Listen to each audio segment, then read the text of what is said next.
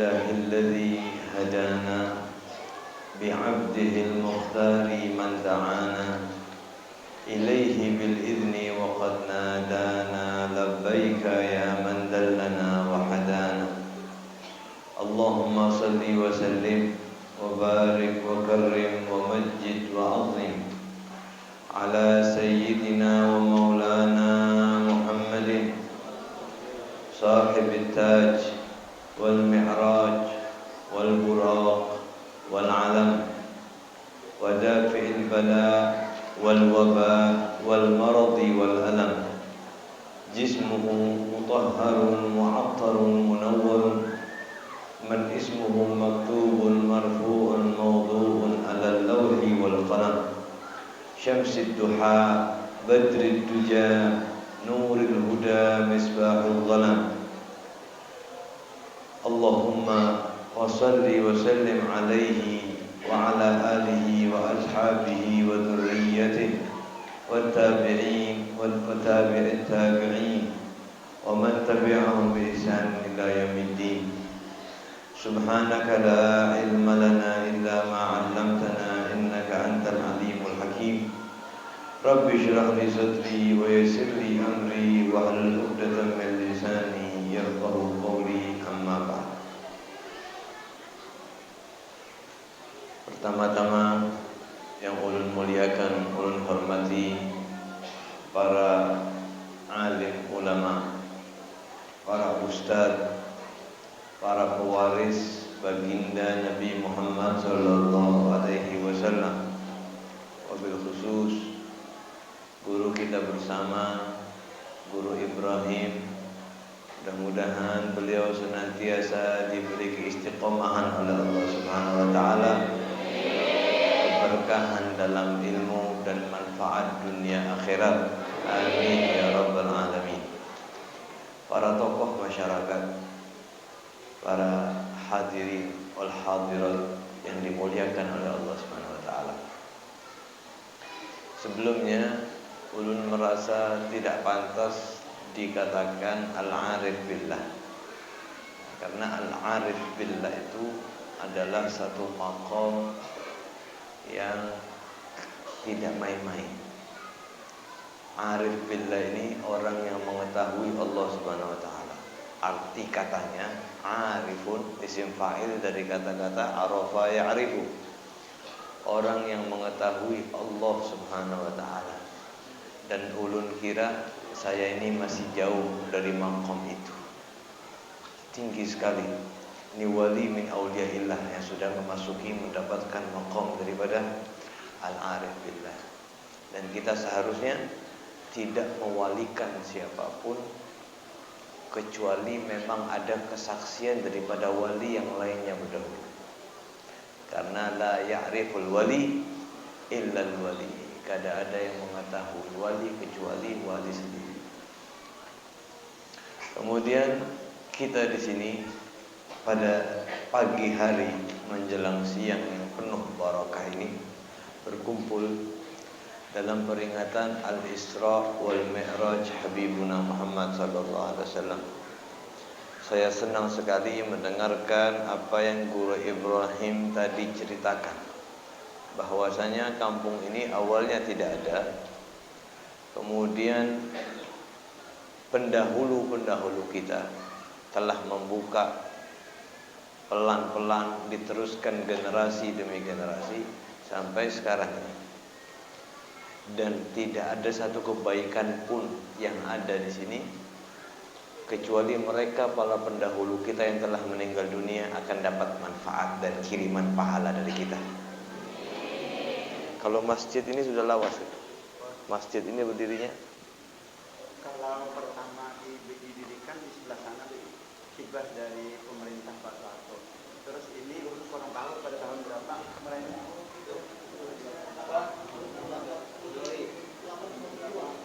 Tahun 87. Dari 87 sudah ada masjid ini. Masya Allah. Siapapun yang umpat andil, pakai uangnya kah? Pakai cangkulnya kah? Pakai batu batanya walaupun satu buah, atau pakai pemikirannya, ikut dapat pahala yang mengalir jariah dari Allah Subhanahu wa taala yang akan dirasakan sampai hari akhir nanti. Hadirin wal hadirat, yang kita perlu tahu, sekarang itu belum selesai. Perjuangan mereka masih harus kita lanjutkan. Karena perjuangan itu kadang mungkin sempurna. Sebagaimana paling mulianya perjuangan adalah perjuangannya Nabi Muhammad SAW. Perjuangan Nabi Muhammad itu kada selesai. Memang risalah kalau tentang wahyu selesai sempurna. Tapi perjuangan Nabi Muhammad SAW harus terus dijalankan, mengorbankan diri kita untuk senantiasa minimal memperjuangkan agama Nabi Muhammad SAW minimal pada diri kita sendiri. Jangan sampai diri kita ini adalah orang yang celaka. Kalau diri kita sudah dianggap bagus, maka coba mulai di keluarga. Kalau kita berdakwah di keluarga sudah bagus, maka mulai berdakwah ke tetangga. Tetangga sudah bagus dan seterusnya, masyarakat demi masyarakat. Karena pada hakikatnya kalau kita hendak tahu, kalau kita mau tahu apa sih misi Nabi Muhammad SAW dalam berdakwah itu, puncak misi beliau cuma satu: bagaimana caranya manusia itu selamat dunia, selamat akhirat. Ini puncak misi beliau. Beliau itu tidak rela, tidak ridho, sakit hatinya kalau tahu ada seseorang yang diazab oleh Allah Subhanahu wa taala. Sehingga beliau benar-benar berdakwah dan diaturlah agama ini dengan sedemikian rupa. Yang berpegang teguh dengan agama ini, yang mengimani agama ini, yang ikut prosedur tata cara agama ini, menjalankan yang wajib, meninggalkan yang haram, maka insya Allah akan diselamatkan oleh Allah dunia akhirat. Hadirin wal hadirat, bermunasabah Isra wal Mi'raj, ulun ingin mengerucut kepada satu hal yang perlu kita pahami, bahwasanya Nabi kita Muhammad SAW itu diangkat oleh Allah Subhanahu wa taala dalam peristiwa Isra wal Mi'raj. Dan ini disebutkan dalam Al-Qur'an. Jadi kalau sudah Al-Qur'an yang bicara, itu berarti Allah yang berbicara, Allah yang berfirman. Kalau sudah Allah yang berfirman, kita ini sebagai muslim kada boleh ragu sama sekali. Enggak boleh, enggak yakin. Ragu sedikit aja tidak boleh. Barang siapa yang ingkar, enggak percaya sama satu ayat dalam Al-Qur'an, maka hukumnya keluar dari Islam. Satu ayat saja. Saya terima Allah jadi Tuhan saya. Saya beriman kepada Nabi Muhammad SAW. Saya beriman kepada Al-Qur'an. Tapi kayaknya saya enggak beriman sama satu ayat yang ini. Maka imannya semuanya enggak diterima sama Allah SWT. Saya kayaknya enggak percaya sama Isra Mi'raj. Kalau sama Allahnya percaya, kalau sama Nabi Muhammadnya percaya. Tapi Isra Mi'raj kayaknya enggak masuk akal. Isra Mi'raj. Nah, yang seperti ini, kalau ada orang yang seperti ini, maka dia keluar dari Islam karena tidak percaya. Enggak percaya sebagian, maka dianggap tidak percaya keseluruhan oleh Allah Subhanahu wa taala. Hal-hal yang pasti itu seperti Al-Qur'an, hadis dari Muhammad SAW yang sahih harus kita telan. Kita cocok atau kita kada cocok. Masuk ke logika atau kada masuk akal ini kejadian. Sebagaimana Isra Nabi Muhammad SAW. Ini kalau kejadian logikanya tidak masuk akal. Nabi Muhammad berangkat dari Masjidil Haram ke Masjidil Aqsa. Nah, dari Haram Mekah ke Haram Aqsa ini namanya Isra, perjalanan malam hari. Dari Aqsa naik ke atas menuju Allah Subhanahu wa taala melewati langit pertama, langit kedua dan seterusnya. Itu namanya Mi'raj. Araja ya'ruju. Isra ini Nabi Muhammad SAW dari mulai berangkat sampai Aqsa, sampai naik, sampai turun, dikatakan kursi beliau, tempat duduk beliau atau tempat berbaring beliau sebelum berangkat, ketika beliau pulang ke situ masih hangat. Maksudnya apa? Berarti sebentar sekali Nabi Muhammad SAW. Ini saya duduk di sini.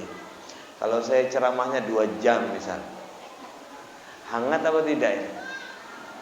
Siap 2 jam? Saya yang gak siap 2 jam. Ini kalau saya duduk 2 jam, saya bangun kan anget ini. Nah, anget itu biasanya gak lama kembali dingin kalau saya bangun. Rasulullah Shallallahu Alaihi Wasallam berangkat dari Mekah ke Aqsa. Ini nggak main-main. Mekah ke Aqsa saat itu wajarnya, logikanya itu 30 malam sampai 40 malam perjalanan pakai onta. Biasanya orang dari Mekah ke Aqsa 40 hari. Dari Aqsa pulang lagi ke Mekah 40 hari lagi. Berapa berarti? 2 bulan lebih. Nabi Muhammad SAW ini nggak cuma perjalanan ke Aqsa, tapi banyak sekali yang beliau lihat daripada tanda-tanda kebesaran Allah Subhanahu wa taala. Bahkan Allah berfirman dalam Al-Qur'an, A'udzubillahi minasyaitonirrajim. Bismillahirrahmanirrahim. Subhanalladzi asra bi'abdihi. Subhana, maha suci Allah. Alladzi asra, yang telah menjalankan hambanya, bi'abdihi, hambanya, lailan, di waktu malam, minal masjidil haram, dari masjidil haram, ilal masjidil aqsa, menuju masjid aqsa, alladzi barakna haulahu, yang telah kami berkahi sekelilingnya, linuriyahu min ayatina, kami ingin menunjukkan kepadanya besarnya tanda-tanda kebesaran Allah Subhanahu wa taala. Makanya Nabi Muhammad itu enggak cuma berangkat naik buruk sampai ke Aqsa turun selesai. Mampir-mampir Nabi Muhammad. Diceritakan dalam banyak riwayat ahadits, Nabi Muhammad itu ketika berangkat mampir dulu. Kata malaikat Jibril, "Ya Muhammad inzil fasholli hahuna." Turun wahai Muhammad dari buruk, Anda sholat dulu di sini 2 rakaat. Sholat Nabi Muhammad. Kemudian Nabi Muhammad naik kembali ke buruk. Beliau bertanya, "Wahai Jibril, kamu tadi menyuruh saya sholat, di mana saya sholat?" "Wahai Muhammad, Anda sholat tadi di Thaibah, di Madinatul Munawwarah, yang mana nanti Anda akan hijrah ke sana." Kemudian naik lagi. Kata Jibril, "Ya Muhammad inzil fasholli hahuna." Turun wahai Muhammad, sholat lagi di sini 2 rakaat. Ditanya lagi, "Di mana ini wahai Jibril?" "Wahai Muhammad, ini di Bukit Tursina, di mana Nabi Allah Musa dulu berbicara dengan Allah Subhanahu wa taala." Naik lagi beliau, diperintahkan kembali untuk turun. "Di mana ini wahai Jibril?" "Ini di Baitul Lahmin. Ini tempat kelahiran Nabi Allah Isa alaihissalam." Kan mampir-mampir. Ini baru sebagian. Ada beberapa tempat lagi yang beliau hampiri. Ini baru mampir. Belum lagi Nabi Muhammad SAW ketika lagi perjalanan melihat jin ifrit. Ketika beliau perjalanan melihat, mencium bau harum Siti Masyitah. Beliau juga melihat beberapa orang yang dipukul kepalanya sampai hancur, kemudian kembali semula. Kemudian memukul kembali diri kepalanya sampai hancur dan kembali semula. Dan banyak sekali Nabi Muhammad SAW yang melihat hal-hal yang aneh dan diceritakan oleh malaikat Jibril. Ini harusnya dari Mekah ke Aqsa harusnya makan waktu yang sangat banyak. Nggak mungkin cukup cuma 1 malam saja. Apalagi cuma 2 jam kayak ini. Saya nggak bisa menceritakan Isra Mi'raj 2 jam. Apalagi kita ingin mendalami daripada makna-maknanya. Ini kita ambil poin setelah ini. Apa yang paling kita ambil daripada peringatan Isra wal Mi'raj? Sehingga Allah Subhanahu wa taala memulai kalimatnya dalam Al-Qur'an dengan memakai kalimat Subhana, Maha Suci. Apa maksudnya Maha Suci Allah? Kalau sudah Allah yang menjalankan, maka hal yang gak masuk akal pun menjadi masuk akal. Ini bumi isinya punyanya Allah. Kalau Allah menjalankan, apalagi cuma ke Aqsa. Nabi Muhammad itu memutar-mutar bumi berpuluh kali, cuma dalam 1 menit saja. Kalau Allah yang menginginkan, maka bisa Allah SWT. Karena Allah Maha Qudrah, Allah itu Maha Mampu. Maka Allah mulai dengan Subhana, Maha Suci Allah. Dari apa? Suci Allah dari ketidakmampuan. Allah pasti mampu. Suci Allah dari hal-hal lemah. Allah pasti kuat. Dan Allah Maha berkehendak. Oleh karena itu, kalau sudah pakai Subhana, maka yang tidak masuk akal kita paksa harus masuk ke akal. Kita tidak peduli mau akal terima, mau akal tidak terima. Kalau sudah kita yakin Allah yang berfirman, Nabi Muhammad sallallahu alaihi wasallam yang menceritakan, maka otak kita, akal kita taruh dulu sebentar. Yakin dulu. Percaya dulu. Nah, setelah itu baru cari ilmunya, enggak apa-apa. Yang penting keimanan penuh kepada Habibuna Muhammad sallallahu alaihi wasallam dan Allah Subhanahu wa taala. Sebentar saja beliau Isra Mi'raj. Seakan-akan beliau itu berada di dimensi yang lain. Pakai buruk, berangkat Aqsa, naik menuju Allah Subhanahu wa taala, sampai turun lagi cuma sebagian daripada malam yang beliau ambil waktunya. Dan beliau ketika pulang daripada Masjidil Aqsa, daripada Mi'raj, paginya itu ketemu sama Abu Jahal. Kita semua tahu Abu Jahal. Abu Jahal ini setiap hari kalau tidak ganggu Nabi, tidak puas rasanya. Jadi tiap hari cari Nabi Muhammad. Tujuannya bukan kepengen silaturahmi, tapi tujuannya kepengen hari ini saya mau ganggu Muhammad dengan apa. Kadang bawa ranting-ranting berduri ditaruh di depan rumah Nabi. Kadang ngumpulkan orang untuk caci maki Nabi. Kadang ngumpulkan orang untuk menyebar hoaks, menyebar hal-hal yang palsu. Kasih tahu semua orang bahwa Muhammad itu tukang sihir, Muhammad itu orang gila, dan lain sebagainya. Abu Jahal ini hari-hari kerjaannya istiqomah seperti itu, mengganggu Nabi Muhammad SAW. Suatu saat setelah Nabi Mi'raj, pagi Abu Jahal bertemu Nabi.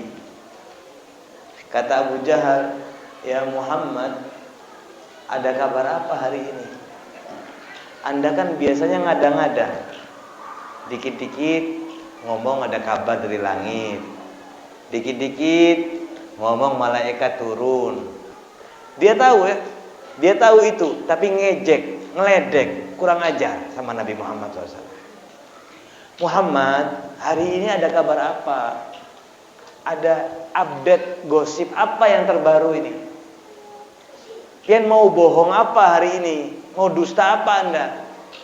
Nabi Muhammad SAW tahu kalau beliau ngomong ini orang nggak percaya pasti, dan pasti jadi gosip, jadi info kemana-mana. Sehingga Nabi Muhammad SAW, karena beliau Nabi dan Rasul, wajib amanah, wajib tabligh. Beliau harus nyampaikan ini. Mau orang terima, orang nggak terima, mau orang suka, orang nggak suka, bukan urusan Nabi Muhammad SAW. Innama anta mudzakir, Anda wahai Muhammad hanya pemberi peringatan, disampaikan oleh Nabi Muhammad. Ini urusan malaikat, urusan wahyu dan lain-lain. Abu Jahal sudah nggak percaya.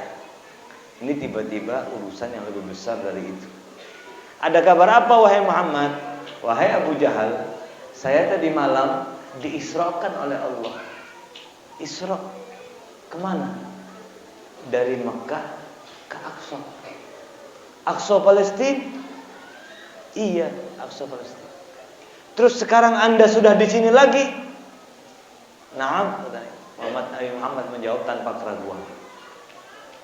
Abu Jahal saat itu senang, gembira. Ya, jadi Abu Jahal itu dari dulu mencari kapan bisa membuktikan bahwa Nabi Muhammad itu bohong. Cari kapan sih Muhammad itu bohong. Dari mulai muda, kecil, sampai menjadi musuhnya Abu Jahal. Abu Jahal selalu ingin membuktikan bahwa Nabi Muhammad itu bohong. Tapi sayangnya Allah yang jaga Nabi Muhammad. Tidak bergerak lisan beliau kecuali pasti terjadi. Kalau Nabi Muhammad sudah mengatakan, yang gak mungkin jadi mungkin. Sehingga Abu Jahal senang waktu itu. Dari semua yang dikatakan Muhammad, ini urusan ini paling gak masuk akal ini. Sehingga ada kesempatan untuk membuktikan bahwa Nabi Muhammad ini bohong, berdusta. Wahai Muhammad, kalau saya kumpulkan ini orang-orang kafir Quraisy, maukah Anda mengatakan ini? Ya, kita akan katakan itu. Dikumpulkan orang-orang kafir Quraisy, beberapa kepala-kepala suku.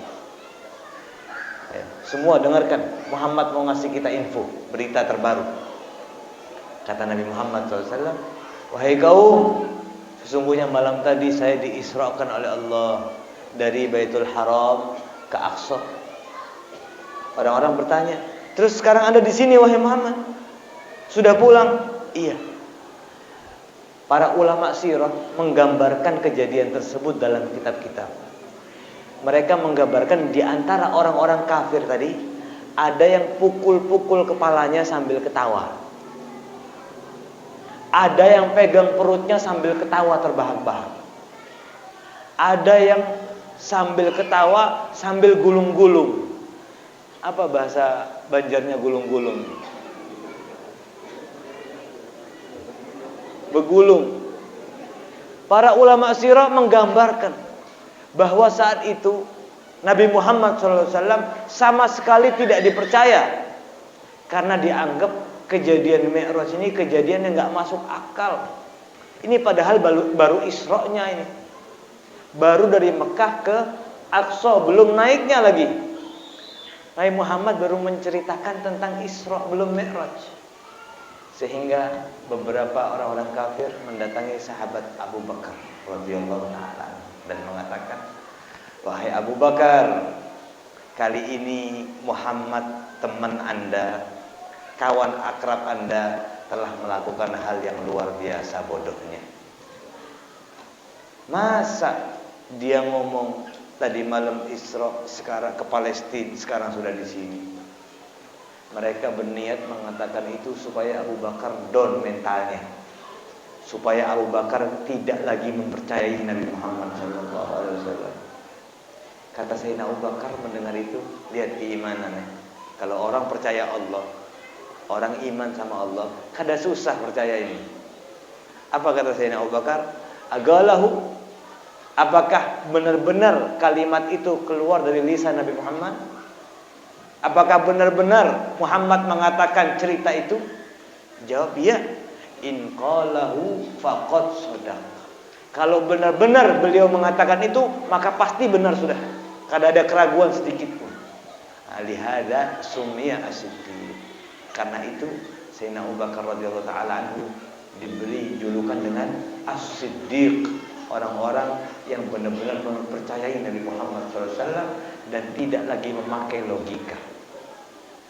Saat itu padahal beberapa orang yang sudah tertarik sama Islam, melihat Nabi Muhammad mengatakan Isra Mi'raj ini, mereka mundur, kada mau lagi percaya sama Nabi. Beberapa orang yang sudah Islam murtad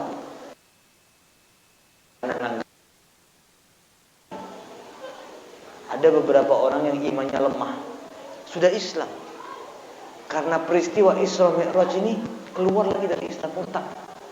Karena nganggap Muhammad terlalu ngada-ngada ini. Muhammad keterlaluan, berlebihan, berdustanya. Kada masuk akal.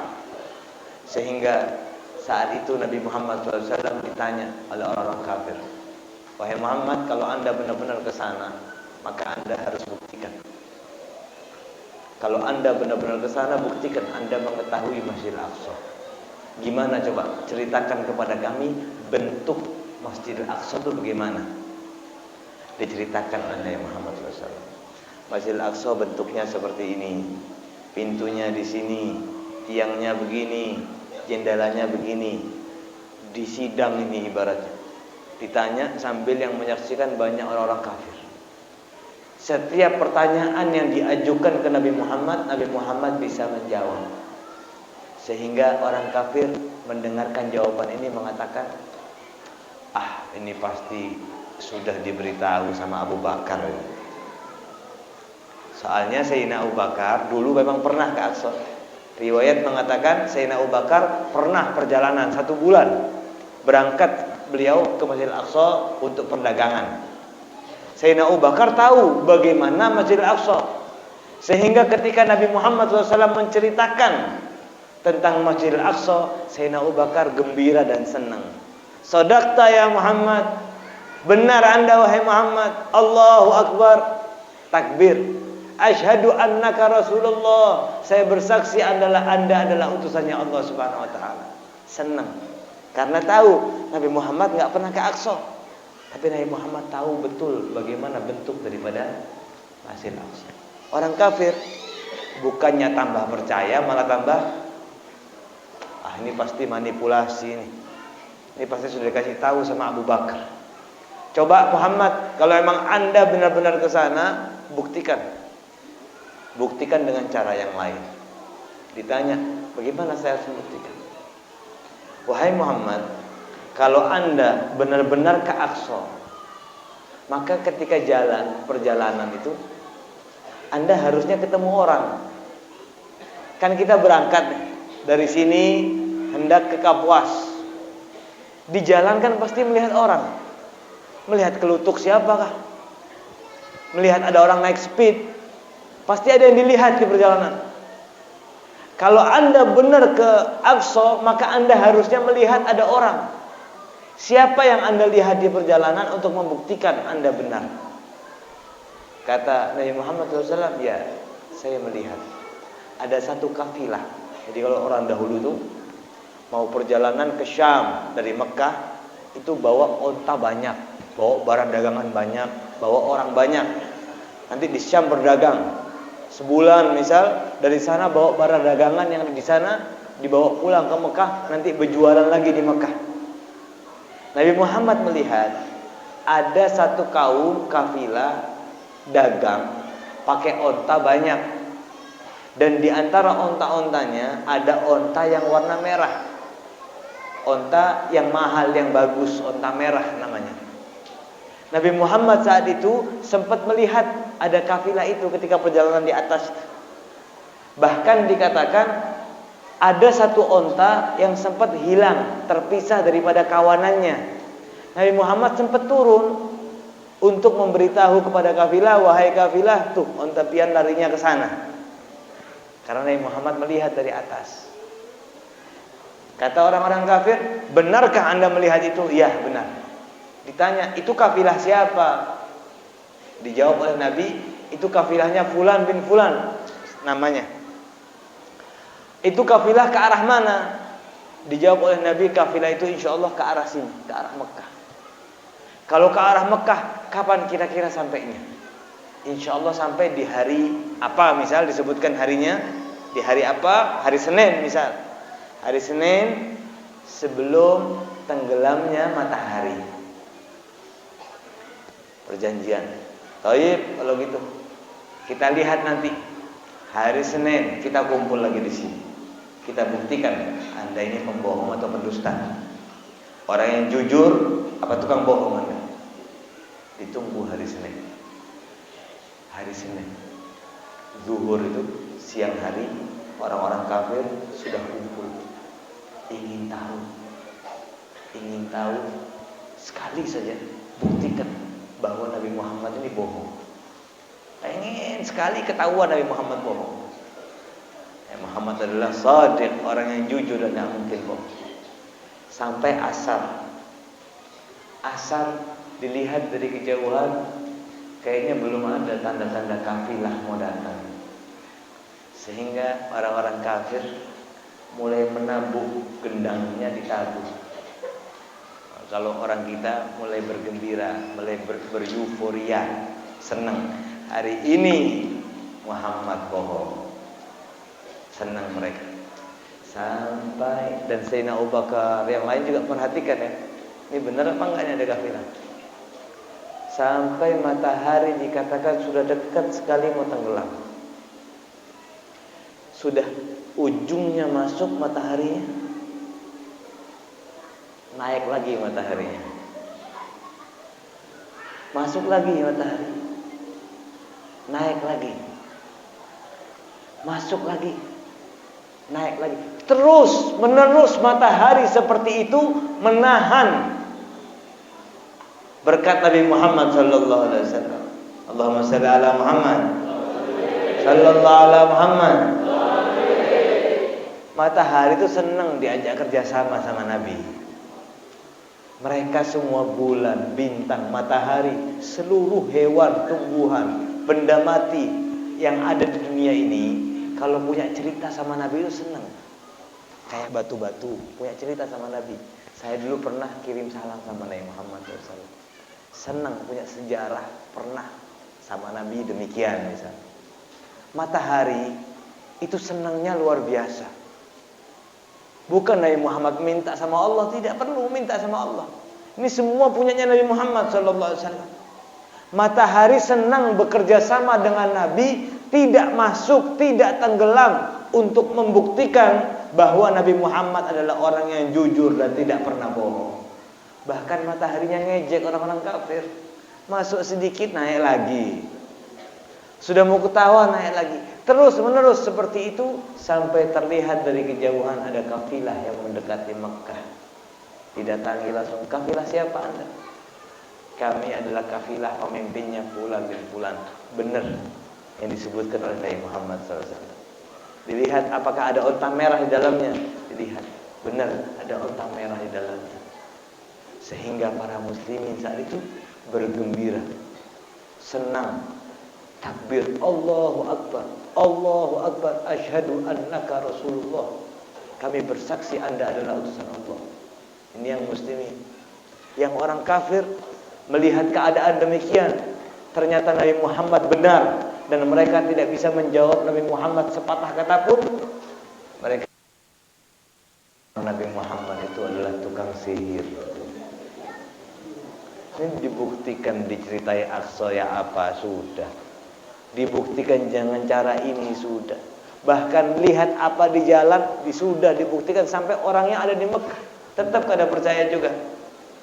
Khatamallahu ala qulubihim wa ala sam'ihim wa ala absarihim ghishawatun wa lahum adzabun alim. Ini susah. Kalau orang hatinya itu sudah ditutup sama Allah, nggak bisa lagi nerima rahmat, nggak bisa lagi nerima cahaya. Ada kebenaran di depan mata, tapi dengan sombongnya, dengan angkuhnya, nggak mau menerima kebenaran cuma karena gengsi dan sombong.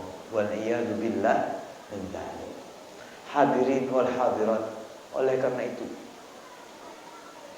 kita ini hidup 1400 tahun setelah zaman Nabi Muhammad SAW. Tapi kita sekarang percaya, yakin dan beriman kepada Isra Mi'raj Nabi Muhammad SAW. Kita yakini apa yang dilakukan Nabi itu benar. Apalagi Al-Quran yang menyebutkan. Ini perlu kita syukuri. Kita mengucapkan Alhamdulillah yang telah jadikan kita, walaupun kita jauh zamannya dari Nabi, tapi kita meyakini, percaya Isra wal Mi'raj Nabi kada perlu bukti dari Nabi Muhammad SAW. Cukup dengan keyakinan kita kepada Allah dan Nabi Muhammad SAW menjadi bukti atas segala-galanya. Oleh karena itu, hadirin wal hadirat rahimakumullah, kita berharap memuliakan Isra Mi'raj itu dengan keimanan, keyakinan. Itu yang pertama. Yang kedua, muliakanlah Isra Mi'raj dengan menjaga sholat kita. Karena poin inti daripada Isra Mi'raj Nabi Muhammad SAW itu, Nabi Muhammad naik ke atas, menerima wahyu dari Allah dan menerima perintah sholat 5 waktu. Sebagaimana kita ketahui, semua perintah ibadah itu biasanya lewat malaikat Jibril saja. Wahai Jibril, perintahkan kepada Nabi Muhammad dan umatnya untuk puasa. Turun ayat, ya ayyuhalladzina amanu kutiba alaikumusiyam, seterusnya. Wahai Muhammad, sama Allah disuruh puasa. Wahai Muhammad, sama Allah disuruh zakat. Wahai Muhammad, sama semua perintah-perintah agama dan semua larangan-larangan agama itu lewat wasilah, lewat perantara malaikat Jibril. Tapi untuk urusan yang satu ini, sholat 5 waktu, seakan-akan Allah tidak mau pakai perantara. Allah jemput Nabi Muhammad, jemput, dikasih kendaraan yang mewah, buruk, diajak jalan-jalan dulu, ditunjukkan kebesaran-kebesaran Allah. Beliau masuk surga, melihat surga, beliau juga melihat neraka, beliau bertemu dengan para nabi-nabi dan rasul, sampai puncaknya beliau bertemu dengan Allah Subhanahu wa taala, dan saat itu beliau mengucapkan at-tahiyyatul mubarakatus shalawatut thayyibatu lillah. Allah mengatakan assalamu alayka ayyuhan nabi, keselamatan buat Anda wahai nabi, wa rahmatullahi wa barakatuh. Kata Nabi, assalamu alayna, keselamatan buat saya ya Allah, wa ala ibadillahi salihin, juga kepada hamba-hambamu yang soleh, jangan kau lupakan. Masih ingat kepada umatnya Nabi Muhammad SAW. Saat itu Allah mengatakan, ya Muhammad, awalnya 50 sholat, singkat cerita menjadi 5 sholat, tapi pahalanya tidak dikurangi oleh Allah. Setiap satu sholat pahalanya 10. Jadi satu hari satu malam kita mendapatkan pahala sholat 50 waktu dari Allah Subhanahu wa taala. Dan ini sholat ini menjadi imad, menjadi tiang. Kalau orang sholat, maka insya Allah akhirnya surga. Tapi kalau orang tidak sholat, maka waliyadzubillah, ditakutkan matinya su'ul khotimah dan masuk nerakanya Allah Subhanahu wa taala.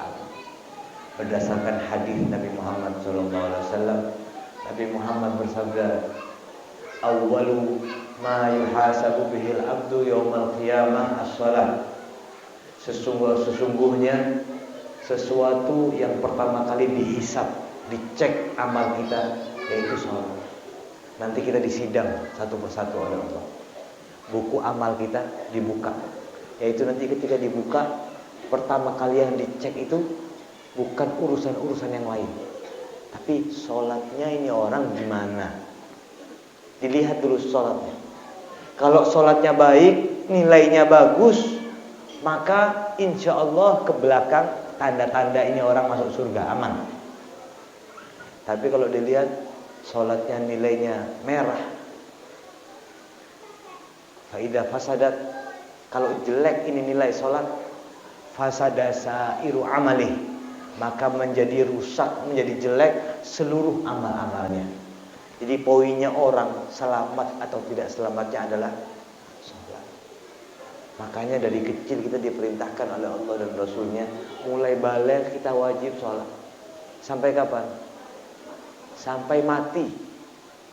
Ini sholat ini nggak nunggu orang mampu. Kalau zakat yang mampu, yang kena wajib zakat. Kalau haji yang mampu haji baru wajib. Kalau sholat untuk siapa? Untuk semua umat Nabi Muhammad SAW. Mampu dalam urusan ekonomi atau tidak mampu dalam urusan ekonomi, wajib sholat. Untuk yang sakit atau yang tidak sakit, mau sakit, mau tidak sakit, tetap wajib sholat. Kalau bepergian jauh, wajib sholat apa tidak? Wajib. Nanti ada caranya, mau jamak takhir atau jamak takdim. Lagi perang, taruhannya nyawa, wajib sholat apa tidak? Wajib. Rasulullah perang diajarkan sama Allah, sholatul khauf namanya. Bahkan dalam Al-Quran, wahai Muhammad, sholat. Diajari cara sholat ketika perang. Ada caranya. Mau sakit, mau nggak bisa bangun, duduk, nggak bisa duduk, baringan, nggak bisa apa-apa, cuma matanya saja yang bisa bergerak, sholat dengan mata. Misal matanya melek terus, nggak bisa gerak lagi, sudah wajib sholat apa tidak? Tetap wajib. Bahkan dikatakan ada ulama fikih yang menggambarkan bagaimana orang sholat ketika disalib. Orang sholat wajib ketika lagi tenggelam, tentunya sebisanya sholatnya, walaupun hanya dengan hati, tapi tetap wajib sholat. Kalau orang sudah tidak sholat, apalagi kalau sholatnya pakai tamat, ini biasanya ada ini, yang sholatnya game over, sholatnya tamat. Nah ini tidak sesuai dengan Nabi Muhammad Sallallahu Alaihi. Kalau kita nih bingung sama sesuatu, ini benar apa enggak sih? Ada yang ngomong kayak gini. Kalau kita bingung, kita kada tahu ilmunya, maka pian langsung lihat Nabi Muhammad. Nabi Muhammad gimana? Sholat apa enggak? Sholat beliau. Baik sakit ataupun sehat, baik lagi di Madinah ataupun di luar Madinah, beliau enggak pernah meninggalkan sholat 5 waktu. Bahkan di ujung akhir hayat beliau tuh berpesan, Allah Allah fis sholat. Hati-hati dengan sholat, hati-hati dengan sholat, kata beliau. Yang penting sholatnya lakukan. Kita ini semua pasti punya dosa, kita ini pasti punya kekurangan. Tapi kalau sholatnya baik, insya Allah berkat sholat yang lain diampuni oleh Allah Subhanahu Wa Taala. Tapi kalau sholatnya sudah kocar kacir, sholatnya cuma inget aja, sholatnya tamat, nggak peduli sama sholat sama sekali, maka waliyadzubillah ditakutkan ini mati dalam keadaan su'ul khotimah.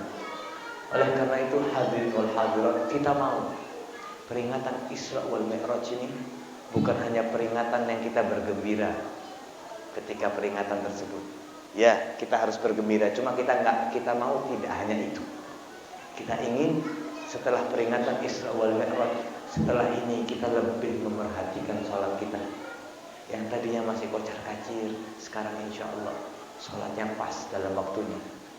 Yang tadinya dalam waktu cuma masih lambat-lambat sholatnya, setelah ini insya Allah sholatnya di awal waktu.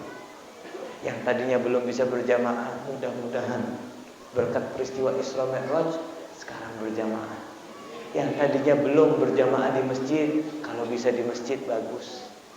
Cuma poin kita ini yang penting mau berjamaah, mau kada, mau sholat sendiri, mau di rumah, yang penting jangan sampai tidak sholat.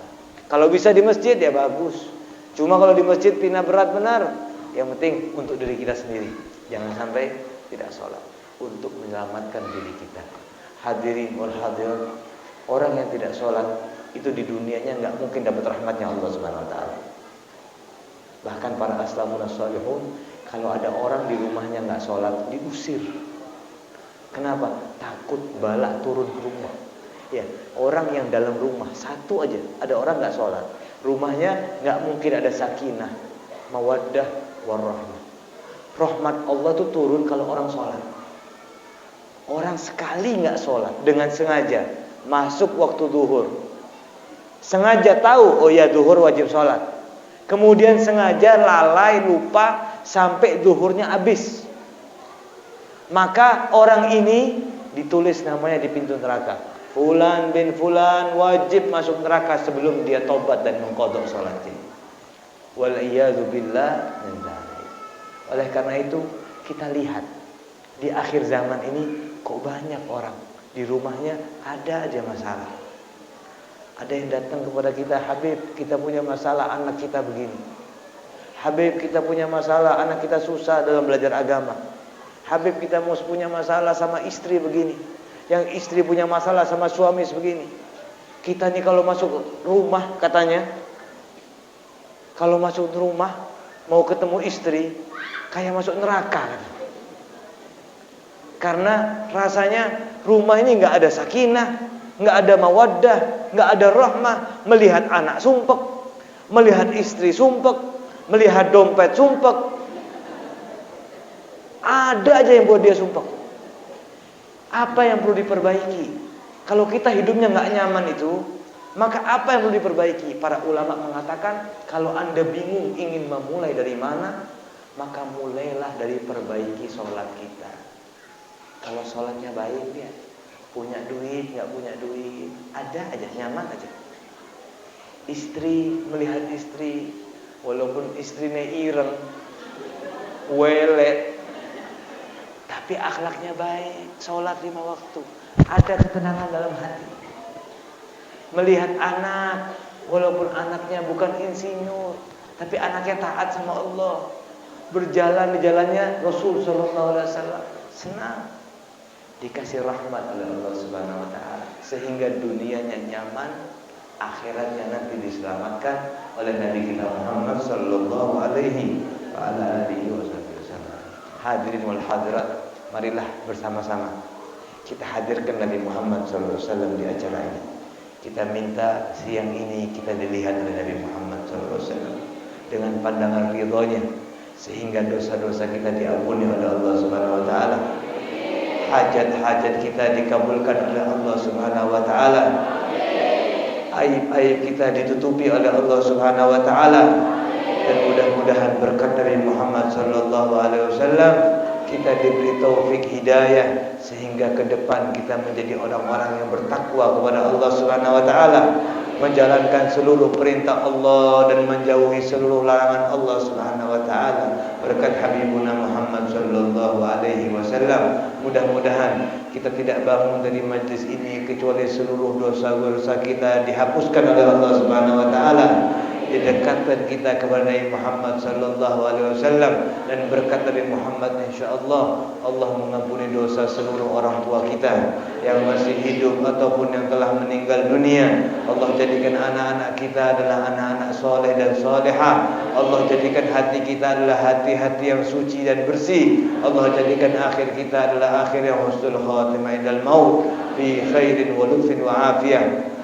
Ya Rabbi bil Mustafa balligh maqasidana waghfir lana ma madha ya wasi'al karami. Rabbana fanfa'na bi barakatihim wahdina al husna bi hurmatihim wa amitna fi tariqatihim wa mu'afatin minal fitani. Rabbana atina fid dunya hasanah wa fil akhirati hasanah wa qina adzaban nar.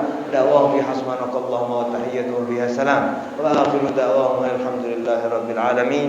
Kurang lebihnya Allah mohon maaf. Wassalamualaikum warahmatullahi wabarakatuh.